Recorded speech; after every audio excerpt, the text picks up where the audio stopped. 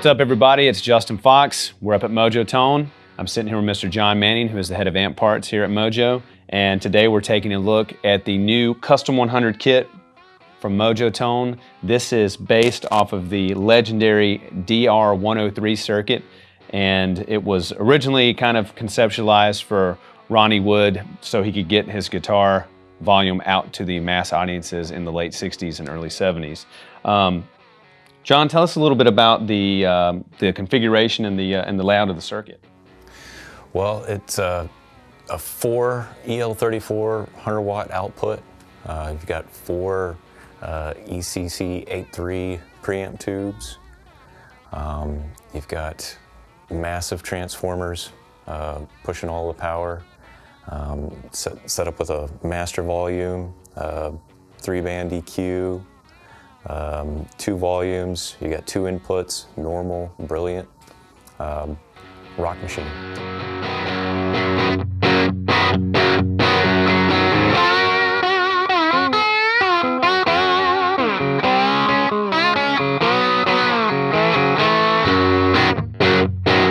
John, let's talk about the circuit a little bit. Obviously, we've got 4 inputs on this, 2 normal, 2 brilliant. What are the differences between the normal and the brilliant channel? Well, normal kind of gives you your base for what the circuit's going to provide, but then the brilliant side gives you a little more of a bump in the high end of the overall amp. So will this drive the preamp section a little harder? Absolutely, yeah.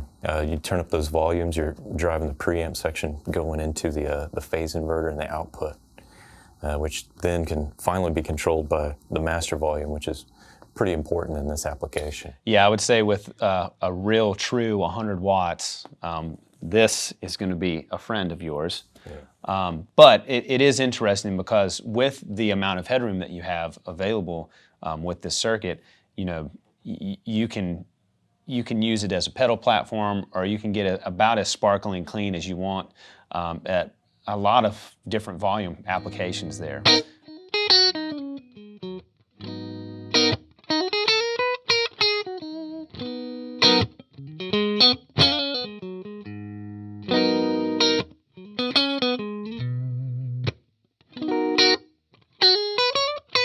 So John, let's talk a little bit about the EQ section, because I know you were mentioning to me before that it's slightly different than what you would typically associate with the classic rock amps of the late 60s, early 70s. Right, yeah, so we're used to a Marshall Fender style EQ, but this one in particular was a completely original design at the time, and it featured a way for the mid-range to kind of get a bump or a boost, which you could control, which really helps with putting that guitar signal into the mix. On a live setting, it really cuts through. You think that was, and obviously that was probably a purposeful design element in there to help these guitar players of the day get their tone out to the last nosebleed sections of the stadium, right? Absolutely. Very cool.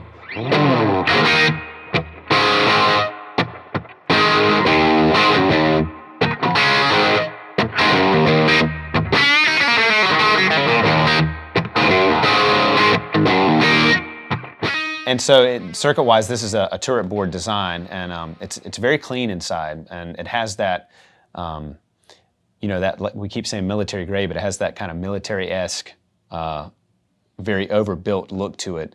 Tell us a little bit about the turrets.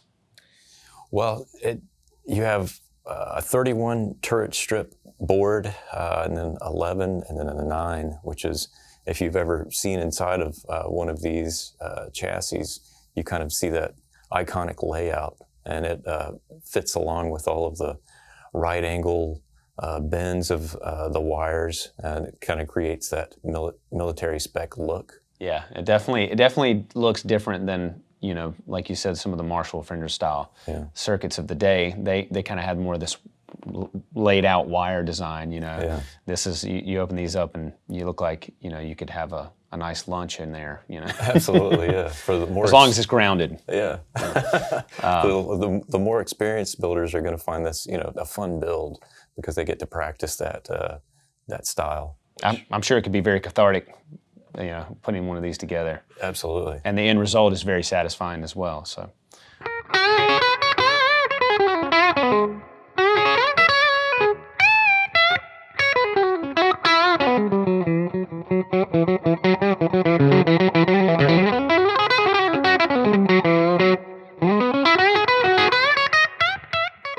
The circuit kind of lends to the tone, obviously.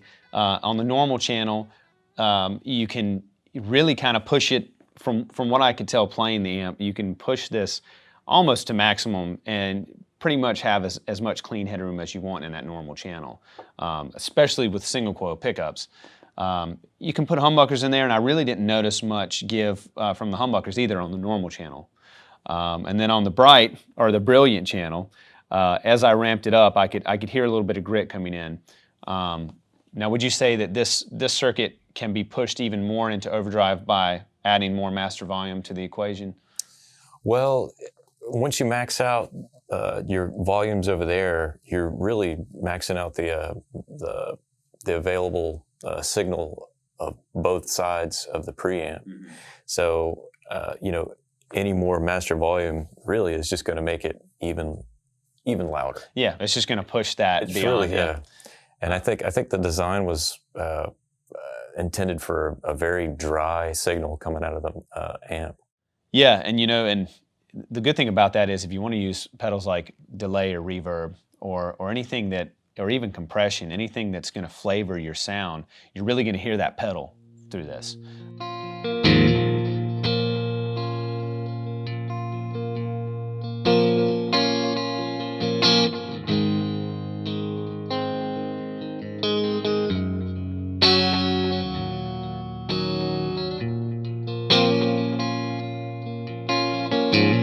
You've got two different tone possibilities out of these channels, but both of them kind of have that same quality of, whatever you're inputting, it's going to output at the volume that you deem it to be usable. So that's right. Yeah. Anything past around here with the master volume, you're testing what the speakers can do at that point.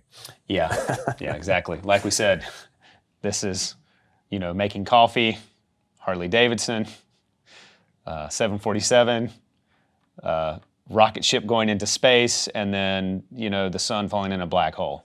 That's probably what that would be there. So, yeah, the brutality of it's what's appealing about it. This is an homage to the real power that could be put into a design like this, and the type of air that you can move with an amp this powerful. It's not only is it a sonic experience, it's a physical experience. You can, if you're running this through a half stack or a full stack, you can move your jeans with the air coming out of the speakers. So it's very visceral in that way. And I'm excited that this is being offered as something that people can experience, and we can still hear these type of classic, legendary tones.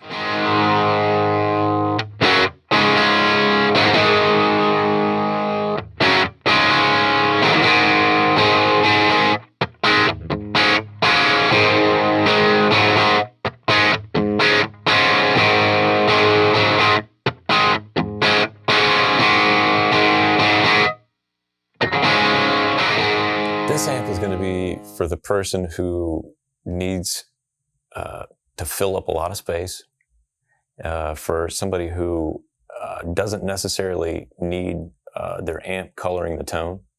Yeah. And somebody in a loud band who has a loud drummer. Yeah, if you've got a real loud drummer and you're trying to rock out, this will definitely keep up and then some.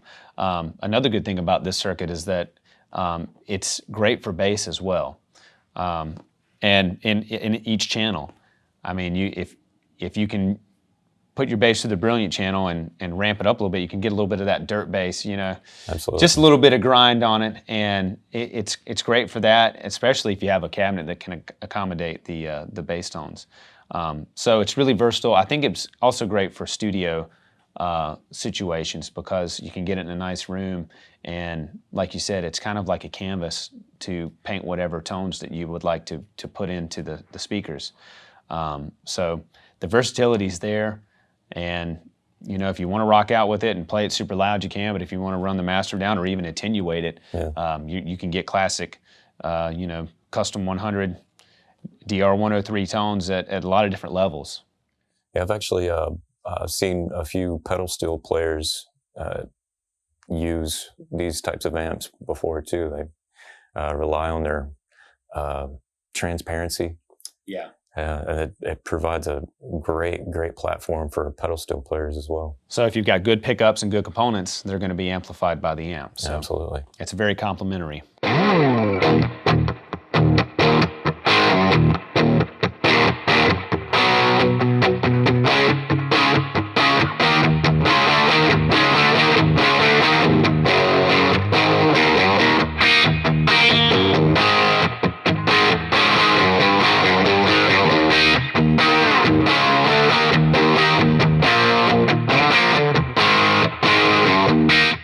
John, thanks for talking with me about this today. I think this is another home run from the amp department. This is a kit I think people are going to really enjoy, not only building but receiving. And if you get it pre-built, it's going to be ready to rock. I enjoy playing it. I look forward to playing it a little bit more. As always, if you want more information on this kit or any other Mojotone product, visit mojotone.com. And we'll see you next time.